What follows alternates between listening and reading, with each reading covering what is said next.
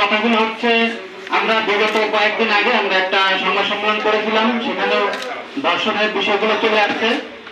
আমরা এইবারে আমরা এমন একটা চাঞ্চল্যকর বিষয় নিয়ে চলে আসছি, যে বিষয়টা হচ্ছে আমাদের 11 বছরের শিশুকে ধর্ষণ করা হয়েছে এবং সেখানে থানা থেকে তারা কিন্তু এইভাবে সাপোর্টটা পায়নি।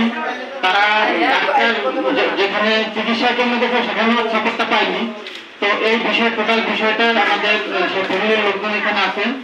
তো আমাদের আজকের যে সংবাদ সম্মেলনে আমাদের লিখিত বক্তব্য পাঠ করবেন Bangladesh human Rights Congress for Bangladesh minorities এর কনভেনর অ্যাডভোকেট লাকিব স্যার।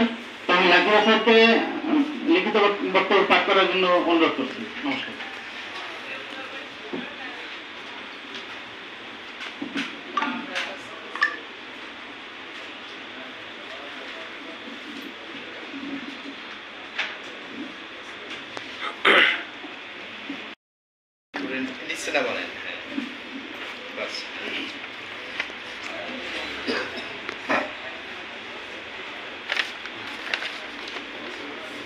প্রিয় সাংবাদিক বন্ধুগণ,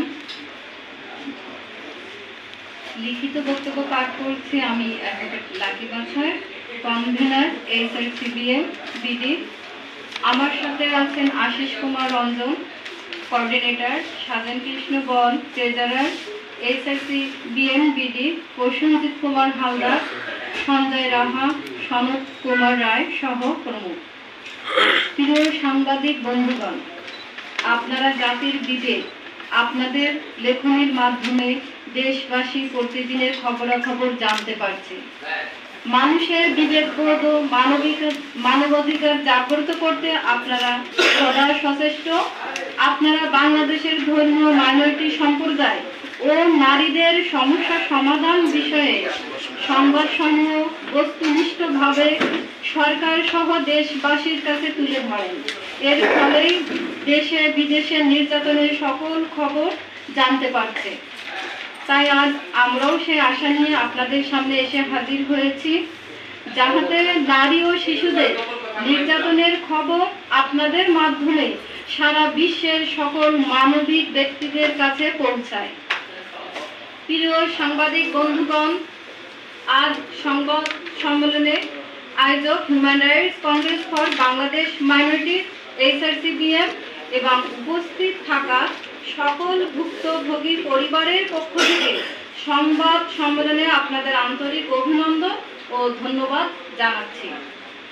আমরা অত্যন্ত দুঃখ ভারাক্রান্ত হৃদয় নিয়ে আপনাদের সামনে উপস্থাপন করছি যে গত 5ই আগস্টের পরে থেকে এখনো পর্যন্ত নারীদের উপর চলমান নির্যাতন ভয়াবহ রূপ ধারণ করেছে। সারা দেশে সাম্প্রতিক সময়ে ধর্ষণ, গণধর্ষণ, যৌন হয়রানি, নির্যাতন, নিপীড়ন, ধর্ষণ করে হত্যা, ধর্ষণ করে গলা কেটে ও শ্বাসরোধ করে হত্যা ধারাবাহিকভাবে চলমান। এর মধ্যে অধিকাংশই প্রাণ ও লোকলজ্জার ভয়ে প্রকাশ পাচ্ছে না। আবার ধর্ষণকারীরা প্রভাবশালী হয় বিভিন্ন ভয়ভীতি দেখিয়ে মুখ বন্ধ করিয়ে দেয়। বিভিন্ন জায়গায় আমাদের প্রতিনিধিদের কাছ থেকে পাওয়া তথ্য অনুযায়ী স্থানীয়রা স্থানীয়ভাবে অর্থ দিয়ে সমঝোতা করে মামলা থেকে বিরত রাখছে। এতে নির্যাতনকারী আইনের জাল থেকে বেরিয়ে গিয়ে প্রকাশ্যে বুক ফুলিয়ে ঘুরে বেড়াচ্ছে। এতে নির্যাতিতা ও তার পরিবার আরো ভয় পেয়ে সংকটময় পরিস্থিতির সম্মুখীন হচ্ছে। প্রিয় সাংবাদিক ভাই ও বোনেরা, আপনাদের সামনে ধর্ষণের একটি বাস্তব চিত্র তুলে ধরছি। গত 26/3/2025 রোজ বুধবার ঢাকার কেরানীগঞ্জের রোহিতপুরে আনুমানিক দুপুর 2 ঘটিকার সময় ভুক্তভোগী জান্নাত বাড়ির পাশের একটি পুকুরে স্নান করতে যাবার পথিমধ্যে আসামি সেলিম বয়স 45 পাশের একটি নানু মিয়ার খেতে নিয়ে জোরপূর্বক ধর্ষণ করে ছেড়ে দেয়। ভুক্তভোগী বাসায় এসে কান্না করলে কান্নার কারণ জানায় যে তাকে একা পেয়ে আসামি সেলিম ধর্ষণ করেছে।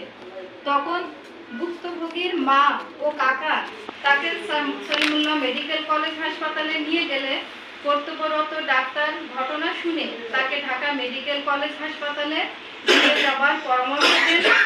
ডাক্তারের মেডিকেল কলেজ হাসপাতালে নিয়ে যাওয়া হয়। ঢাকা মেডিকেলে নিয়ে গেলে তারা ভর্তি নেয়নি। তারা বলে যে মামলা না হলে আমরা ভর্তি নিব না। তারপরে থানায় গেলে থানা থেকে বলে আপনারা মেডিকেল রিপোর্ট না আনলে আমরা মামলা নিতে পারি না, আপনারা আগে মেডিকেলে ভর্তি করান।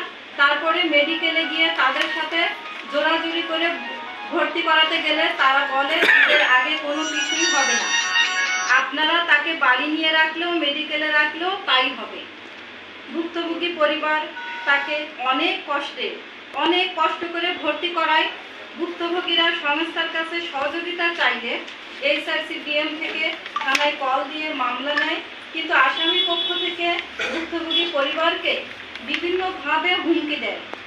এমনকি আজ সংবাদ সম্মেলন করার কথা তারা জানার পরে তারা বলে যারা যারা সংবাদ সম্মেলনে থাকবে তাদেরকে বিভিন্ন মামলায় ধরিয়ে দেওয়া হবে। এখনো পর্যন্ত মেডিকেল থেকে কোনো রিপোর্ট আমরা পাইনি।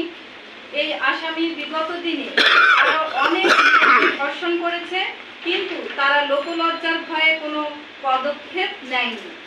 এই আসামি সেলিম একটি মেয়েকে ধর্ষণ করলে অর্থের বিনিময়ে মীমাংসা করে। SRCBM এর পক্ষ থেকে আবেদন, দ্রুত বিচার আইনের মাধ্যমে ধর্ষকদের সর্বোচ্চ শাস্তি নিশ্চিত করতে হবে। নারী নির্যাতনের সকল আইন সঠিকভাবে বাস্তবায়ন করতে হবে। নির্যাতিত নারী ও শিশুদের উন্নত চিকিৎসা ও পর্যাপ্ত ক্ষতিপূরণের ব্যবস্থা করতে হবে। নারীদের সকল ক্ষেত্রে সমান অধিকার নিশ্চিত করতে হবে। নির্যাতিত নারীদের হুমকি প্রদানের শাস্তি প্রদান করতে হবে। নারী ও শিশু নির্যাতনের দ্রুত সময়ে বিচার সম্পন্ন করতে হবে। নারী ও শিশু নির্যাতনের আইনের সুশাসন প্রতিষ্ঠা করতে হবে। ধর্ষণ নির্মূলে শিক্ষা ব্যবস্থার সর্বস্তরে নৈতিক শিক্ষা বাধ্যতামূলক করতে হবে। সংখ্যালঘু নাবালিকা কন্যা ও বিবাহিত নারীদের ধর্মান্তর রোধে প্ররোচিতকারীদের শাস্তিমূলক আইন প্রণয়ন করতে হবে। প্রিয় সাংবাদিক ভাই ও বোনেরা, বাংলাদেশের বিভিন্ন জায়গায় নারীদের উপর ঘটে যাওয়া নির্মম বর্বরতায় সকল দায়িত্বশীলদের পাশে দাঁড়ানো, নারী ও শিশুদের অধিকারের প্রতি জনসচেতনতা বৃদ্ধির আহ্বান জানাচ্ছি। সেই সাথে সকল ক্ষতিগ্রস্ত নারী ও শিশুদের সঠিক বিচার ও প্রয়োজনীয় সহায়তা দেওয়ার জন্য বর্তমান সরকারের কাছে অনুরোধ করা হচ্ছে। ধন্যবাদ। আমি অ্যাডভোকেট লাকি বাছা, SRCBM।